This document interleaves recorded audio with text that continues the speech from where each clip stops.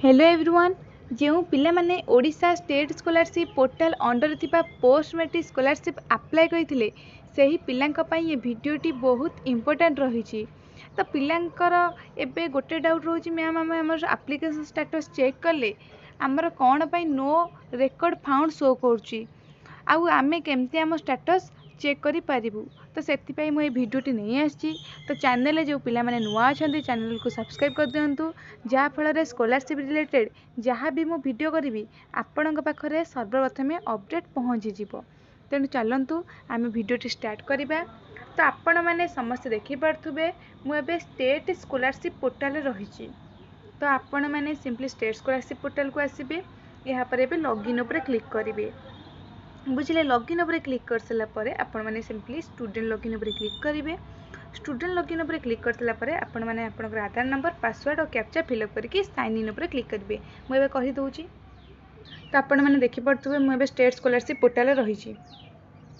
तो आपण मैंने देखिपे पिला माने चेक कला बेलू कौन है ना सब 00 देखे लास्ट कौन देखला नो रेकॉर्ड फाउंड एमती शो करूला।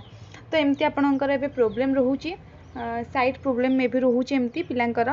तो पिला माने बारंबार पचारुले मैम या माने कौन। तो पिला माने एबे तुम चेक कले तुम एबे स्टेटस टी चेक करि परिबो बुझिपारल।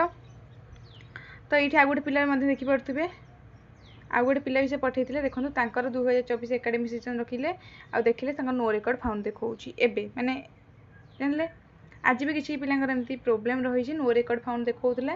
तारे मु जो पिलाटी लॉगिन करछि देखे दोछि।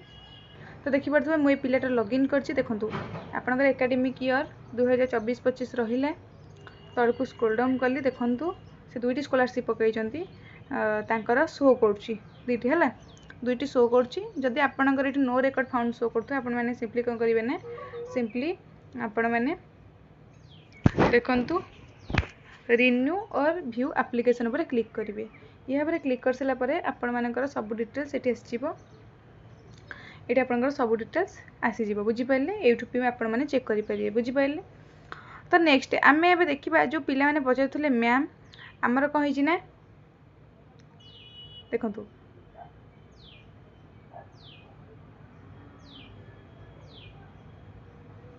आउ किछि पिला माने थिले जो पिला माने पचारुले मैम आमर प्रोब्लेम कौन है आमको post matric scholarship first phase payment मिली कि सेकंड फेज पेमेंट मिलनी आम को केबे मिलिबो। तो पिला देखंतु आपण समस्त को जून मासर लास्ट वीक सुधा पेमेंट मिलवार बहुत ही पॉसिबिलिटी रही। एंड आउ किछि पिलांकर डाउट ला मैम हमर sanction by approve authority show करछि हमको केबे पेमेंट मिलिबो। तो देखंतु जो पिलांकर sanction by approve authority show करथुला से पिलांकर धीरे धीरे स्कॉलरशिप स्टेटस बड़ परिवर्तन होइकि पेमेंट प्रोसीड को धीरे धीरे परिवर्तन होउछि। आपण माननको कहि रखिया चाहे जून 19 तारिख मेजोरिटी पिला स्कॉलरशिप राशि मिली बुझिपारे। आपण मैंने जब आम लाटेस्ट वीडियो चेक करेंगे से जानीपर बहुत पिला आपणकर स्कॉलरशिप पेमेंट मिल सारी केबेठू जून 19 है। तो आपण मानक धीरे धीरे से प्रोसीड हम पेमेंट प्रोसीड हम आपण मैंने बस अपेक्षा करूँ। आ जो पिला माने एजाम टेलीग्राम चैनल जॉइन होना जल्दी जल्दी जॉइन हो जातु। एंड स्कॉलरशिप जहाँ भी अपडेट आसो आम यूट्यूब चैनल माध्यम ही आपण मानक सर्वप्रथमे अपडेट दे दिज्व बुझिपारे आपण मैंने। किंतु आपन को स्कॉलरशिप पेमेंट निश्चित भाव में मिल आपण मैंने व्यस्त हूँ ना मुझे किसी पिलांकर स्टेटस देखे दूसरी देखो जो मैंने एससी कैटेगरी ये पिलाटी एससी कैटेगरी तार पार्सल पेमेंट सक्सेस देखा। तो आपण मैंने जो कैटेगरी आपण मानकर से हिसाब से देखेब बुझिपारे आपण मैंने। तो जो पिलांकर SC category partial payment success देखो से मैंने view application view application click करेंगे। व्यू एप्लिकेशन पर क्लिक कर सारापर आपण मैंने आपण पेमेंट सब लास्ट को पड़े डिस्पर्समेंट इनफॉरमेशन थी सेठी आपण मैंने चेक करेंगे आपको केते कम पेमेंट मिल सेठू आपण मैंने डायरेक्ट चेक करेंगे बुझिपारे।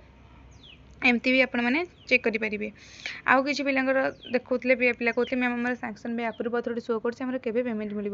तो कही रखा चाहे sanction by approve authority show करते आपको 100% आप पैसा पाइबा योग्य है।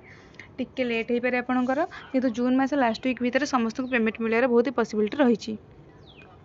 आपणकर स्कॉलरशिप पेमेंट मिलला कि न मिलला आपण मैंने कमेंट सेक्शन में आमको जणाई पारे। तो मुझे जो कहली जून 19 बहुत पिला पेमेंट मिलता है। देखिए गोटे पिला को 5000 टका मिलता केबे आपण मानकर जून 19 आ गोटे पिलार देखे दूसरी पेमेंट स्क्रीनशॉट डियर कस्टमर आप डीबीटी गवर्नमेंट पेमेंट आपंकर 20,000 टका क्रेडिट होगा अकाउंट को आप कहे 19 तारिख है। तो मुझे हिसाब से आपको कहली जून 19 तारिख दिन मेजोरिटी पिला स्कॉलरशिप पेमेंट रिसीव होती तो आप प्रकृत रिसीव होती आपण मैंने last test video comment section check कले से विषय धारणा पाइपर। और जो मैंने सांक्शन भी अथॉरिटी शो करते हैं वेट करूँ आ गए पिला देखा दूसरी 5,000 टका अकाउंट को आसी बुझिपारे के 19 जून में आ गए देखा दूसरी आपको। तो देखिपे जो पिलांकर एमती सांक्शन बाय अप्रूव अथॉरिटी शो करथबो किसी पिला कहते मैम आम मसे है सांक्शन बाय अप्रूव अथॉरिटी शो कर किसी पिला 1.5 मास अप्रूव अथॉरिटी शो कर तो जब शो कर किसी भी आपर प्रोब्लेम ना बहुत जल्दी आपंकर स्कॉलरशिप स्टेटस परिवर्तन हो है। पूर्व मुझे कहली जून 19 रे बहुत पिलांर स्टेटस परिवर्तन हो पैसा अकाउंट को जून 19 तारिख दिन आसी तो आपंकर बहुत जल्दी परिवर्तन हो ये गोटे पिलार सांक्शन बाय अप्रूव अथॉरिटी शो करुँची। तो एमती बहुत पिला भी अच्छा जो मैंने शो कर पेमेंट मिलनी से मैंने बस धैर्य रखु आपको जून मासर लास्ट वीक सुधा पेमेंट मिल जाव बुझिपारे। और स्कॉलरशिप को लेकिन आ गए वीडियो मुझे काली अपलोड करदेवी जोटा कि आप इंपोर्टेंट कि कौन कले आपको स्कॉलरशिप पेमेंट मिलवार पॉसिबिलिटी बढ़ी बुझिपारे। तो आम जमी पूर्व ट्वीट करते काली आ गए ट्वीट करवा देखा कौन होगा आउ जदि आपर किसी परामर्श थाए आपने कमेंट सेक्शन में जन पारे। तो आशा करुँच पे भिडियो तुमको बहुत हेल्पफुल होती आदि भिडियो भल लगी समस्त चैनल को लाइक कर दिंतु और चैनल को सब पिला ट्राए करूँ सब्सक्राइब करने कारण आपणकर यही नूतन शिक्षा विषय जहाँ भी नेक्स्ट स्कॉलरशिप आसो आम यूट्यूब चैनल माध्यम ही आपण सर्वप्रथमे अपडेट दिज्व जापारे आपण मैंने। तो व्यस्त हूँ ना और सेकेंड फेज पेमेंट मुझे जमी जनईदेली जून मास लास्ट वीक सुधा सब पिला सेकेंड फेज पेमेंट मिल जाव। आ जो पिला मैंने पचारे बीओसी स्कॉलरशिप विषय कहतु लेबर कार्ड स्कॉलरशिप विषय कहतु मुझे next BOC and labour card scholarship update नहीं आसबि जोटा कि आशा कर बहुत हेल्पफुल हो। तो पिला ये भिडियो को एंड करवा। Thanks everyone, thanks for watching.